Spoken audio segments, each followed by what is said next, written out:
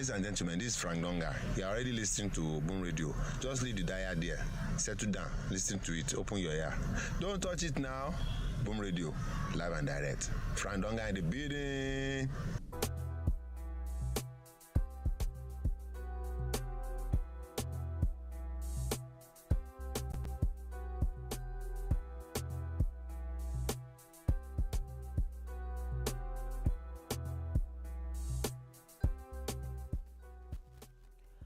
Good morning, good afternoon, good evening. It is Boom Bar right here on your Boom Radio NG. My name is Dolupo, and I bid you a warm welcome to the bar today.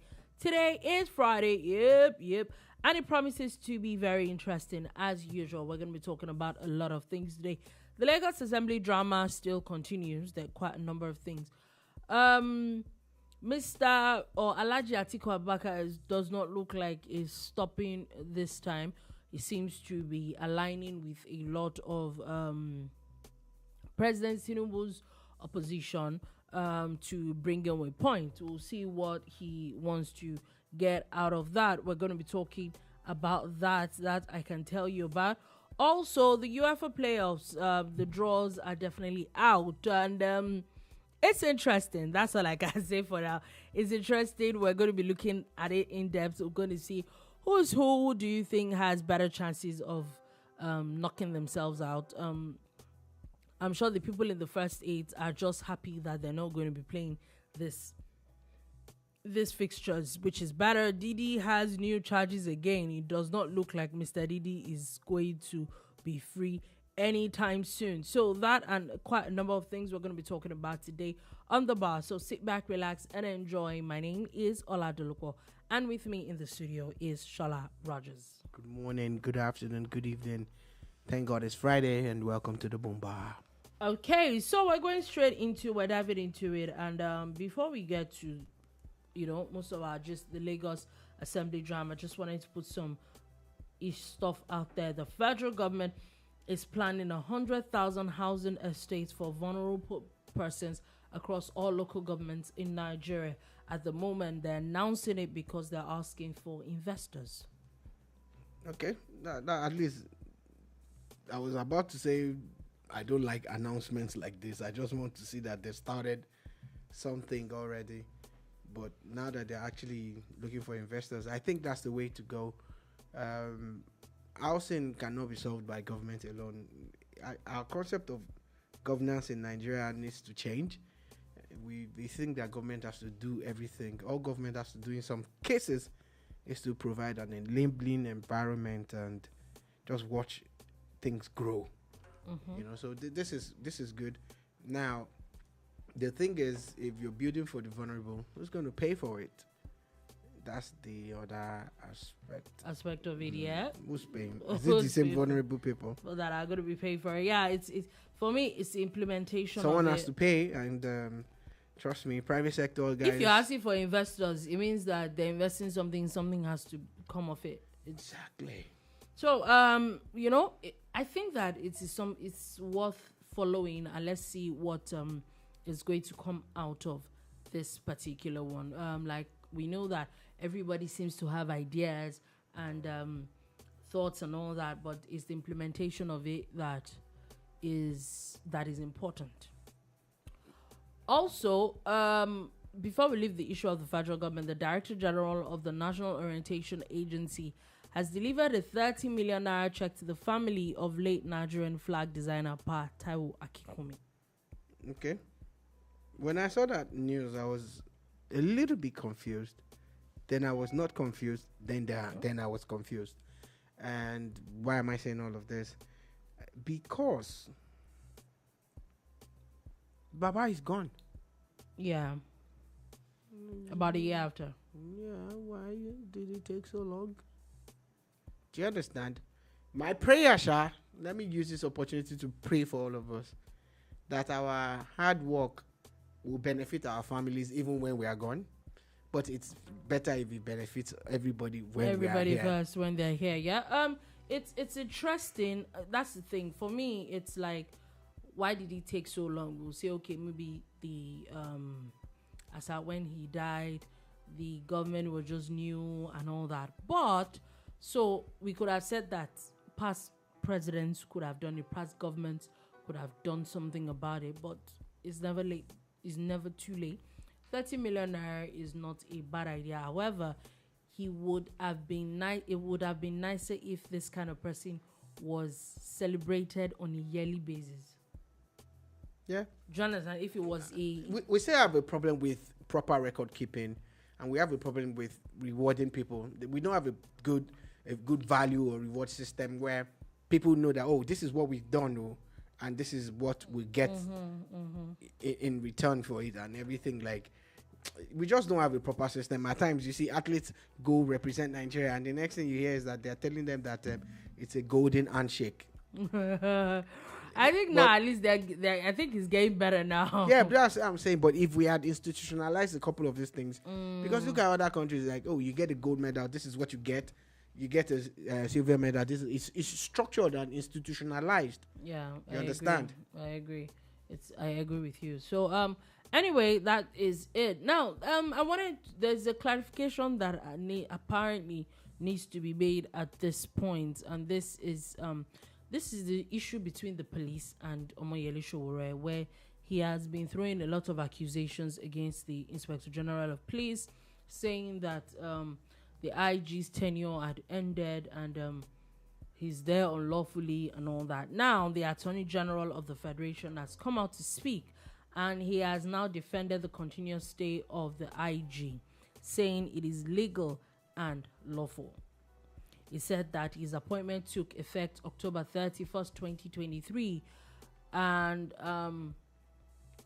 which would have come to an end at his attainment of 60 years of age, where he was September 4, 2024. However, before his retirement age, the Police Act was amended to allow the occupant remain and complete their original 4-year term, notwithstanding the fact that he attained 60. So what they're saying is that if you had gotten that appointment before you get to your retirement age, the bottom line is finish your tenure. The law was adjusted in a way that makes his stay legal. It's not illegal. Yeah. Okay. Shoria is a very intelligent person. He's sound. He's of sound mind and everything. I would have expected that he would have updated his knowledge of the law. Do you understand? Like, a part of me feels that at times, sometimes they you don't like something, you don't like someone. It's okay that happens, but do it within the confines of the law, because now that means he's on the wrong side of everything now. Because I've seen videos of him going off. On a tangent on this. I think that, like I said, I don't have a problem with you being opposition or you being having, if you having a voice and wanting to say something, just be on the right side, so that even if, because now, what is all the allegations and all the things that you have said, what is the evidence to back it up? And that's the truth. I think that is ridiculous. I think, like I said yesterday, I think that it sounds like someone that is looking for attention. Maybe it's time to cause another sort of ruckus, allegedly, to for the paymasters to pay again. Allegedly. So that's the way I see as much as things. As much as we don't agree with some things that people say at times, they just might be right. You get so allegedly, it's possible. Yeah. Anyway, we'll see where all that is going to. But since we're talking about opposition, I wanted to just bring something up. Mr. Atiku has had another thing to say. So, last week the conversation was that President Tinubu had given opposition 15 million naira, where we saw opposition from Labour Party and even Apga yesterday talking about how he should come and defend the statement that he made and give evidence, if he has evidence of anybody collecting any money, which I get it, they just need to clear their names.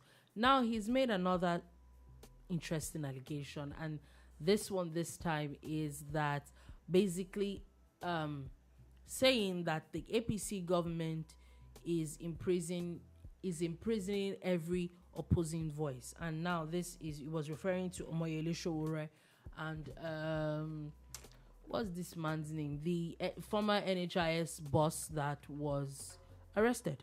Professor Yusuf. Alhaji Abubakar Atiku, very experienced politician, former vice president of Nigeria, and multiple times presidential candidate, aspirant, as the case may be. Alhaji contested against Chief MK Abiola. How we move on? That June 12th. We know that you want to see. Can we? You don't, please. So, I believe that Alhaji would not just talk without proof. In my opinion, the man knows what he's saying. Okay, it's time for him now. To review the people who got 50 million from the president, so that we can face those ones and say, we know that we don't have opposition anymore. You guys sold out again for a, because wait, miserly.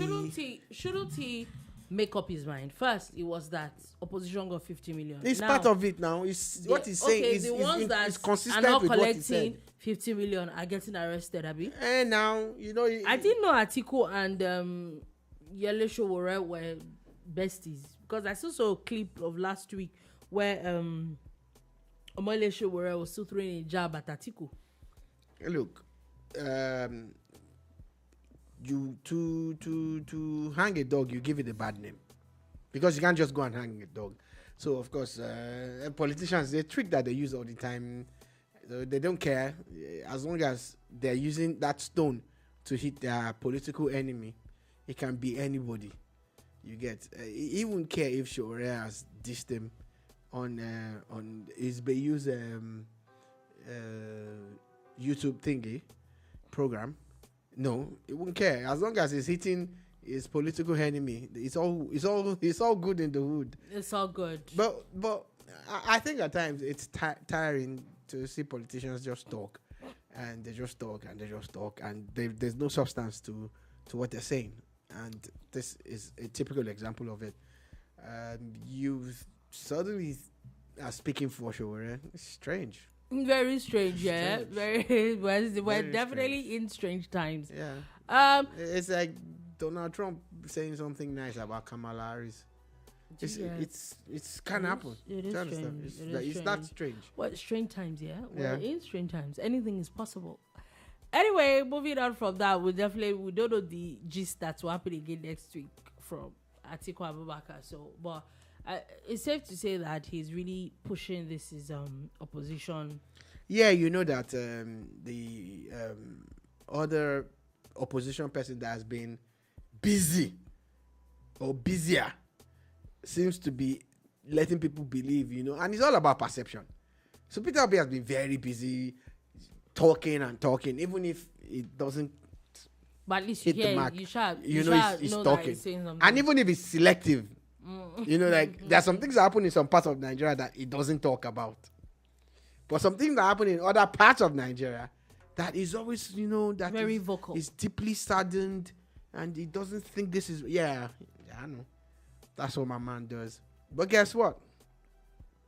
At least they're behind his voice, so he's picked up the button to say, I'm the real. I had more votes at the last election. I'm the real opposition. I'm bigger than you. Okay. So here we are. So we hopefully will hear 2027 more from has started already.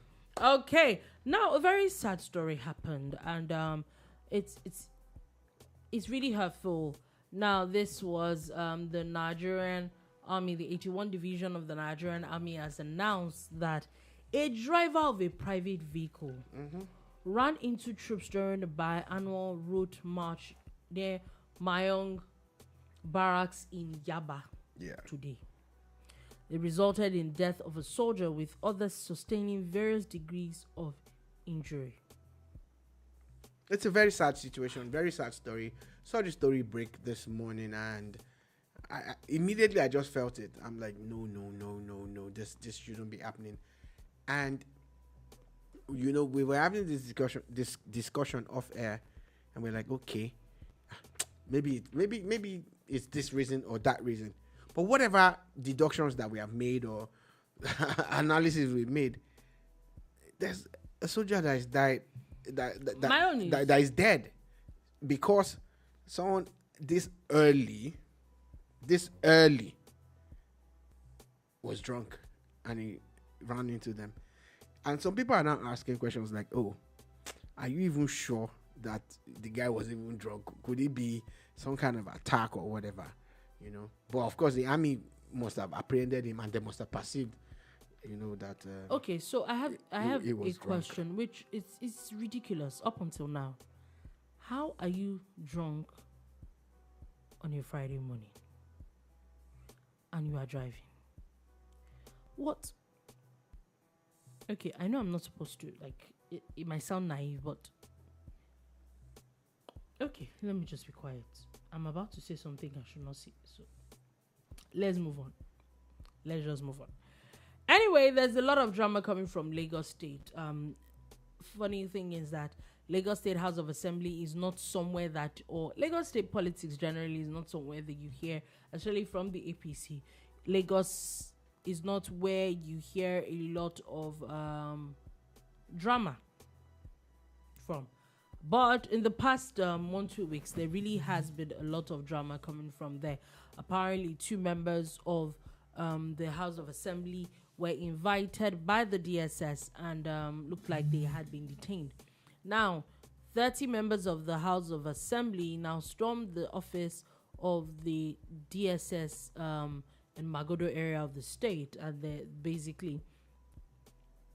they said that so 2 of the lawmakers, Honorable Larry Afidi and Honorable Sylvester Ogunkelu, were invited for questioning. One of them was released while the other lawmaker is still in DSS custody.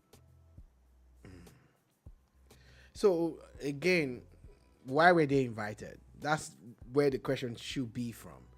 And when their colleagues heard, like Dolupo pointed out, they all stormed the DSS office. You know, it's good to be big in life, in this life. You know, you must have status. They burn anybody, Papa, to say they storm, in quote, DSS office. At times, to even drive past that place, it's a test.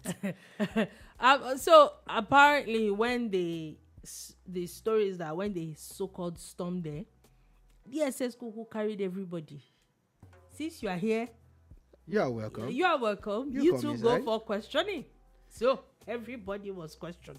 Yeah. So apparently, like I was saying, what is the genesis? Why are they? So now they're saying that the invitation is related to the removal of the former speaker. Yeah, exactly. You know, the speaker, like I said, would not go quietly into the night. Yeah, he said that he has written a petition. He wrote a petition to the DSS on the mode of his removal. But is it DSS? What's DSS zone is? I'm just, this is me just asking, like, why? That's what now? That it shouldn't have been removed the way it was removed. So is DSS who you're supposed to, or shouldn't you go to court to like fight some of these things? No. When you're a big man, you don't bother to go to court. The first thing you do is to use the powers that you have. And that's why I've been saying this thing. And that's when they do it to politicians too, you understand what they will do to people like you and me who are not politicians and who do not have any kind of backup. Like, the right thing is, and is that's what I'm saying. Okay, someone defamed you. The next thing is you write a petition because you know that your petition will be acted upon. You write a petition. The next thing, the person is arrested.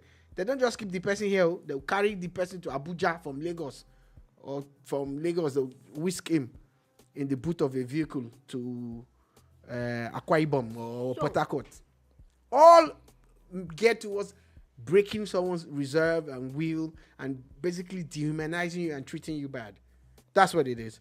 So, wait a minute. You were removed unjustifiably, Abi. That's the right word. You were removed wrongly. But it's DSS that you are writing report to. You are writing What happened to the police? Gone. I don't even understand. What happened to going to court? I don't understand where And the say drama a is prayer coming from. when you get to court that, look, pending when this case is heard, that they should grant an injunction. There are a lot of things you could have asked for. But of course, this is how we oppress it. I'm glad that, I'm not glad, but I'm glad that they are doing it to each other. So you can see why I always complain every time when they, before you know it, somebody abuse somebody, DSS. Somebody abuse IG. I want to ask something, sir. The little that I know of DSS, maybe we have different DSS in this country. Because is DSS that easily approachable? Abi, see, you take a case to DSS, if you're not careful, you say. Jonas are like, maybe there's another kind of DSS that these people go to that we don't know. Dolupo, you're talking about someone who was speaker for so many years. You're talking about someone who's been in House of Assembly for so it close has to the 2 level decades. of influence that, okay, I get your point. Anyway, Don't get it twisted. the assembly has affirmed that Mr. Mudashiru is being impeached and there's nothing that anybody's going to do about it. Yeah, Mr. so I'm just saying that for the sake of maybe your constituents and your salary, so that you don't lose your seat, go to the house. At least you are still a floor member. Go to the house before they declare your seat vacant, and then you start fighting another battle again. At least don't let that one fall. Before you become a speaker, you should have to be a floor member. So if you are now no longer a floor member, what's left? so this is definitely your plan. Like, okay, grant a when you get back from America, grant a press conference, world press conference. Then after that, threaten that you are going to do you are going to do aggressive resumption. Then you don't resume. Then you now go to DSS. I'm just saying because let's be honest. So sure, that's your plan. They will lose your seat. We lose seat. Oh, I'm just saying the way you are going. At least attend the plenary. You don't even have to see anything. Just sit in one corner and they will just the shark cannot say they did not see you. And when it's time to share money for your constituents, you collect your own and go and share for your you go have constituency office, so that your constituents don't lose out in this matter. At least, like I said again, for you to be speaker, you have to be a member of the house. So even if this thing is going to finally go back in your favor, which you are not going to be speaker to a people that don't want you, it's going to be hard, sir. But still, my advice to you, at least attend. Thanks very much. That's all I have to say. Now, they have reaffirmed that you have been removed as speaker and there's no going back on that. So sorry, sir. I don't know about anything else. Well, maybe his process would work for him. Maybe the people he has gone to and the plans he has in store would ensure that he gets it. Okay. Now let's move on from that. So let's talk about a few governors. And first things first, Governor Monday Okpeholo of Edo State has now approved a 21-year jail term for cultists and people that are arrested to be their sponsors. It's now a law in Edo State. Cultism is something that should be treated as terrorism. Yeah. It's not a joke.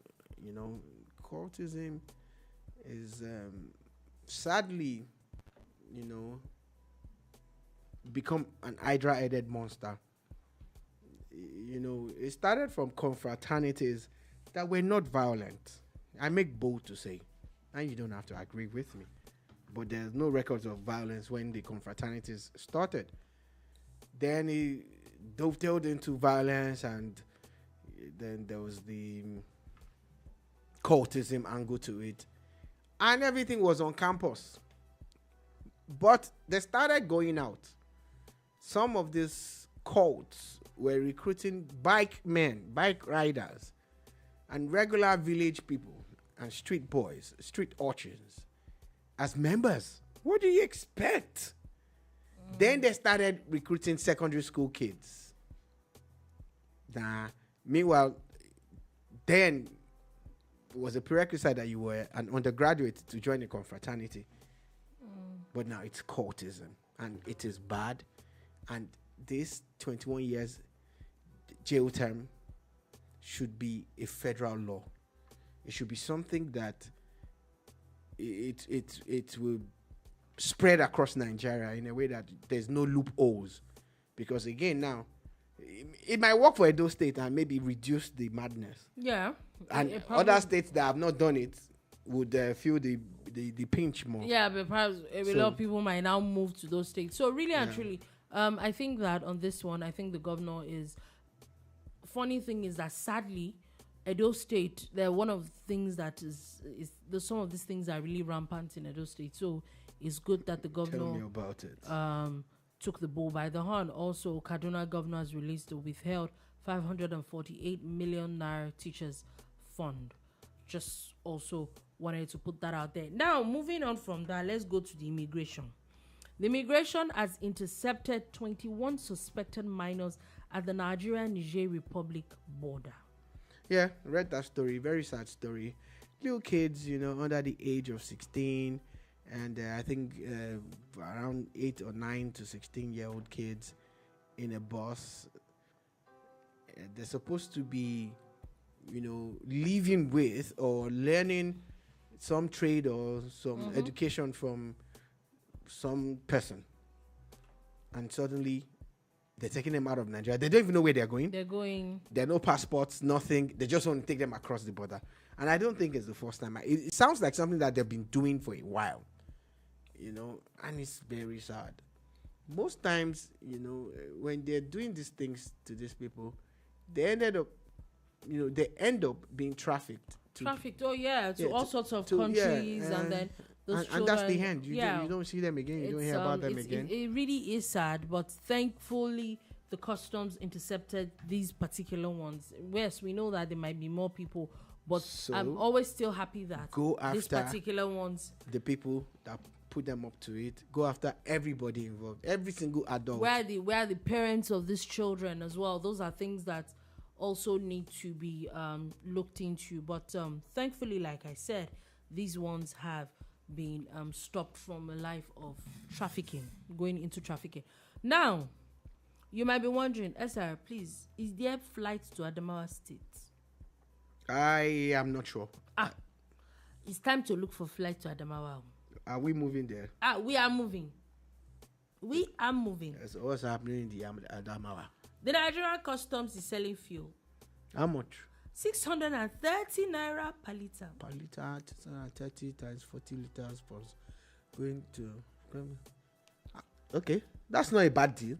And they have 199,495 litres. We are going today. That you say, you get my point. Why are we still here? When I said that we are going to Adamawa State. We should have left yesterday.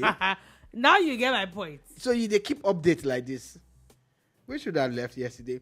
But it's not fair that they are selling. Can they not come and sell it in Lagos? They should come and sell it here. So apparently they had smuggled. We'll pay they had seized smuggled fuel. This fuel was supposed to be on its way out of Nigeria. Almost 200,000 liters of PMS. But now they're not even keeping it. They're just selling it to people. God bless the Nigerian customs. God bless you.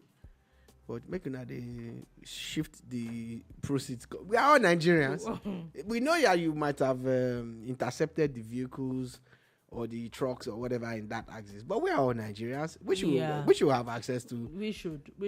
But I hope it's good fuel though. That was safe, yeah. Hope it's not from all these makeshift refineries. Do you understand? You go and buy it now, put in your car, the car will start coughing. You'll not be calling Wale. Wale, I want to change fuel pump. Oh Lord, your car will start coughing or will start serious smoke. You'll be like, what? My hand, she was not there. That was FD. Very, very interesting. So again, it's funny that there's no more subsidy, and of course, because without subsidy, the pump price in Nigeria is still lower than every country surrounding us. That's why there's still a market for this. And this is what I've been saying all along. Wouldn't it be better? Wouldn't it be better if the Dangotes of this world, the NNPCs of this world would actually go sell directly to those countries. I think we have more than enough supply now. Yeah. Supply is not an issue Supply in is Nigeria not the issue anymore. And people are still importing. If they want to import, they can import. Good luck. You know? So, if you find somebody to buy it, good luck. you know, because we need to stamp out this thing. It's actually dangerous. I'm not even looking at the economic angle to it. I'm looking at the safety issues. Issues, yeah. Having people move PMS in all sorts of funny things, you know, across borders and all. It's very ridiculous. Also, just want to put it out that the police have now announced the arrest of a wife and associates of a wanted Chadian terrorist in Kano State. Kudos to the police. Kudos to the entire Nigerian security network. You know, just keep getting these people. Keep getting them until they are totally wiped out completely. Mop them all up, every single one of them.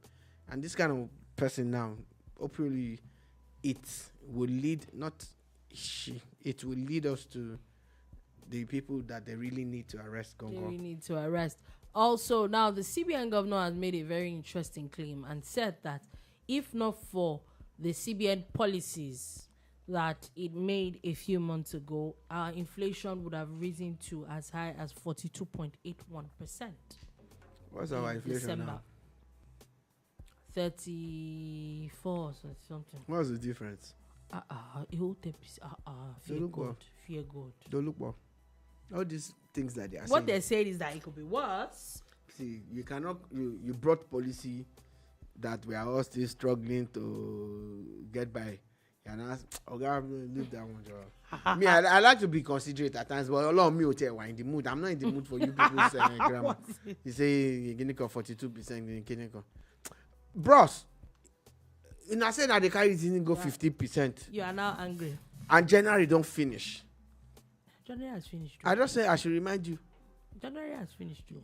Because the president said he's going to carry inflation to 15% or something like that. 11 months more. Okay, let's move on from that. Let's do a bit of sports. So yesterday there was the Europa League. I think the final day of the Europa League, also League stage, was also played yesterday. Very interesting matchups as well.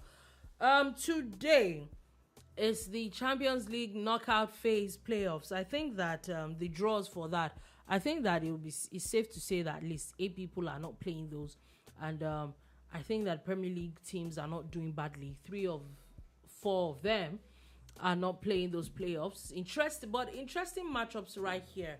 As Real Madrid will beat Man City. Oh my God, French teams, Brest and PSG. So it looks like there's a lot of people knocking out themselves in the same. I think league. It's very unfair to pair Brest with PSG, but I know what they are trying to do, and Brest will come on top. There's no way that PSG, they're not that fantastic now. In fact, that they are even in the playoff draws shows that they are not that great because they didn't make it into the top 8. The honest truth is that Brest actually did play way better than. And they played top teams. This is the first time they're going into they're in the Champions League. Yeah. And nobody gave them a chance. Nobody. You see, because people don't see Brest all the time. They're always somewhere in the league, somewhere in the middle, somewhere hiding. But now that they are on top and they are doing very well, getting all the points out. It's not bad, but it's interesting. I'm happy for Brest. At least French teams now, it looks like they're cancelling each other out. And it's 2 games, home and away. Yes, home and away. Club Brugge and Atalanta. Brugge were doing like they were going to do very well. I don't see. I think this is a fantastic matchup for Atalanta. Please bring back our Adamawa so that he can help his team get to the next level. I think that this is an easier one for them. I think Atalanta deserves to make it into the last stage. That stage where there are now 16 teams. Yeah. And they already have 8. And Brest versus PSG. I like Brest a lot, but I think why are we back to this conversation? I think PSG will win. So now we're talking 7 more teams to go, and for that's why we're back. Atalanta versus Club Brugge. My heart says and my head says Atalanta. Yeah. Now the one that just got everybody talking: Manchester City and Real Madrid. On a normal day, these two should not even be playing playoffs. Let's call it spade. It's the result of their poorness. If we look at their poorness in form. Last season, these two played finals now. Yeah, this pair up or matchup could actually be a Champions League final. Yeah, this matchup played Champions League finals. They're begging to make it into the last 16. I would not have thought at least they would not these playoffs. They would not have. And they have to play 2 games now. Yeah, so it's safe to say one person is definitely has to go out. Somebody's got to go. At this point, I'm not even going to stake my neck. My smart money is on Real Madrid. Even Real Madrid itself now, My smart money is on Real Madrid. Yeah. Because at this point, it's not even the beef. Yes, the beef is real, but it's not even beef. My own is that both of them are not even doing fantastic. Like I said, that's why my smart. I would not have thought that any of these teams would even be at the playoffs at all. Moving on from that, Juventus and PSV Eindhoven. Juve have pedigree and everything going for them. This should be theirs. But I can't put my neck on the line for them. Nah. At this point, anybody's game. Another French team, Monaco and Benfica. Benfica. I like what Monaco has done so far this season. Benfica is not a bad team also, but my money will be on Monaco if I was going to gamble. Okay, now moving on from that will now be Sporting, CP, and Borussia Dortmund. If Sporting did not lose their coach, they won't be playing this playoffs because they were doing very, very, very well until Amorim left. But now they still have a chance to keep hope alive. But there are no guarantees in this game. It's Dortmund. You can't even stick your neck. Okay. Another person that I think that seemed to have gotten a very easier matchup is Celtic and Bayern Munich.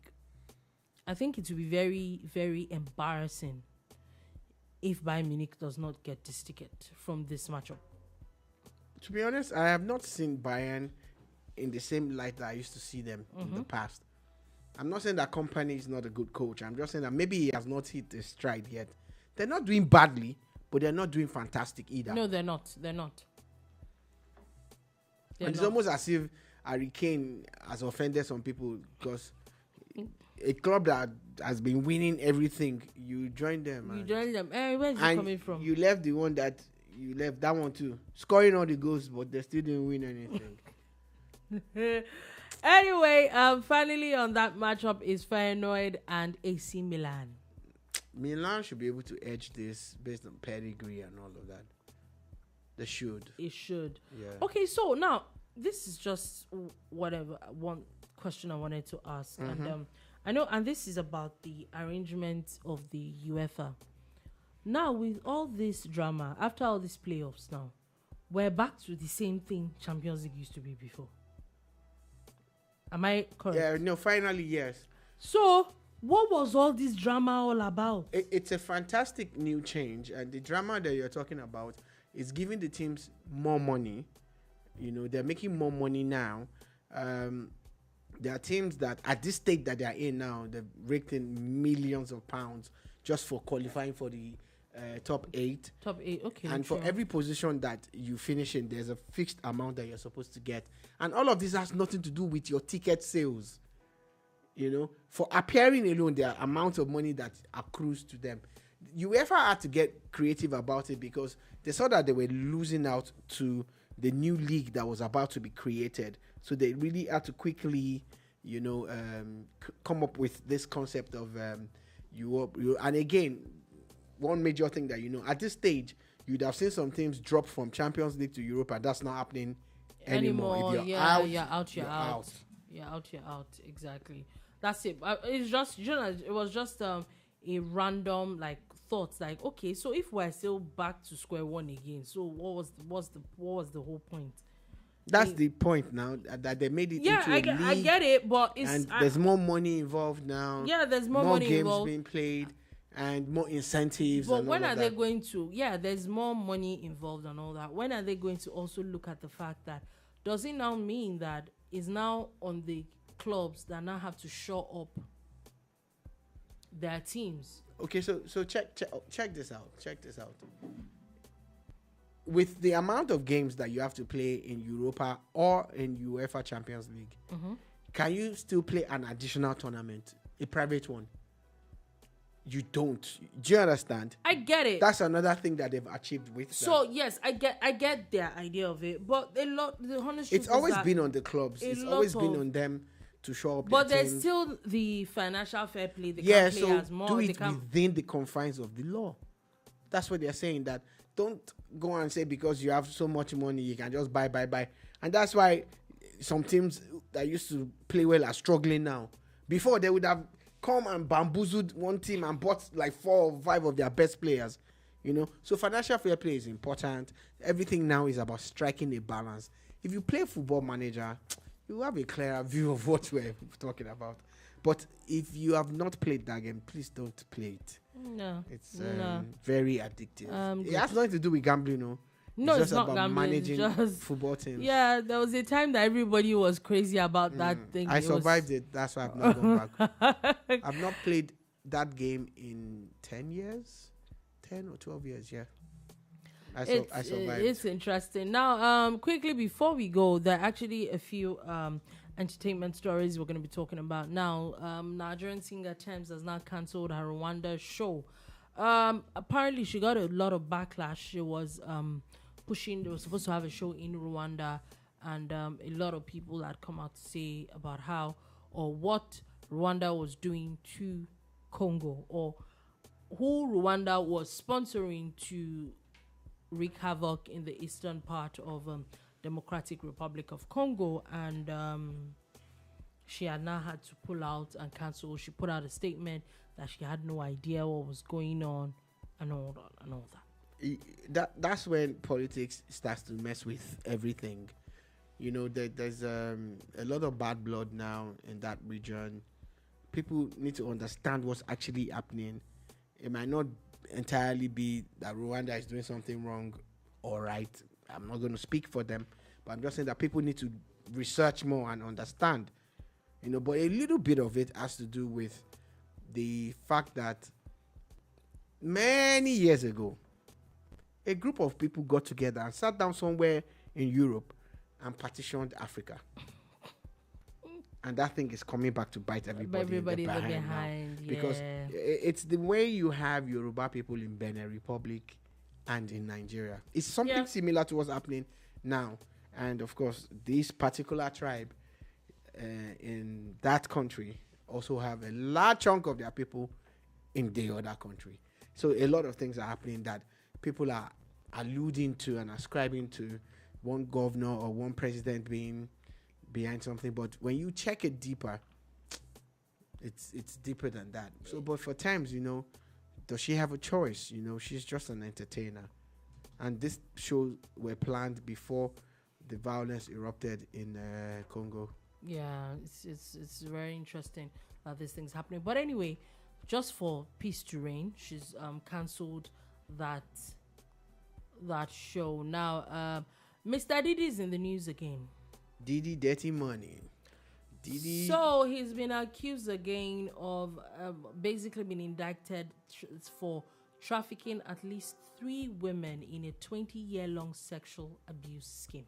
Yeah. So according to the people in charge of his case, this is not adding extra charges to him, but this is just another revelation as to, you know, how far he allegedly went, you know, in his 20-year run as a party person that was allegedly trafficking women and involved in all sorts of lewd acts, you know. So I honestly, everything just points to like Didi Oli Bonwe kind of thing. That's Yoruba. It seems let like me this speak matter it. Let is me not say that going in English. anywhere. It just looks like Didi's in real Dudu is not going anywhere. It looks like this matter is not going anywhere It's because deep now into it.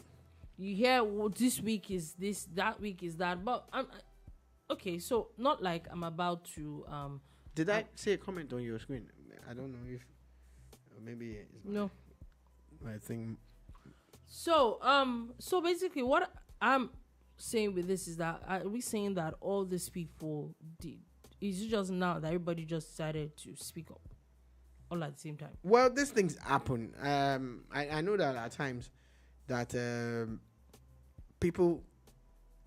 some people have been talking, but nobody's listening. You get?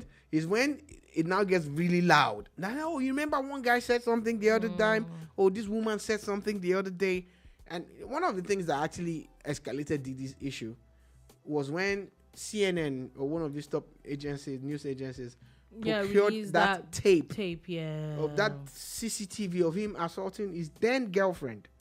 Yeah. And that really just opened up a kind of canker worms. Meanwhile, a lot of people have been complaining about it. People have been saying things now, but nobody listened. You know, at times, you just look at people's images and their status, and you're like, I think all these people are larger than life. Larger than life, indeed. You can't touch them. You can't touch them. But anyway, it looks like Uncle Daddy Diddy has now been touched. Anyway, on that note, that is all we'll be able to take today on the bar. That did not come out right. Daddy Diddy touched. Oh God. Anyway, on that note, that's all we'll be able to take today. We'll be back again on Monday. It's not all we'll be able to. It's all we want to take. It's two different things. All right. Have a nice weekend. I will see you on Monday.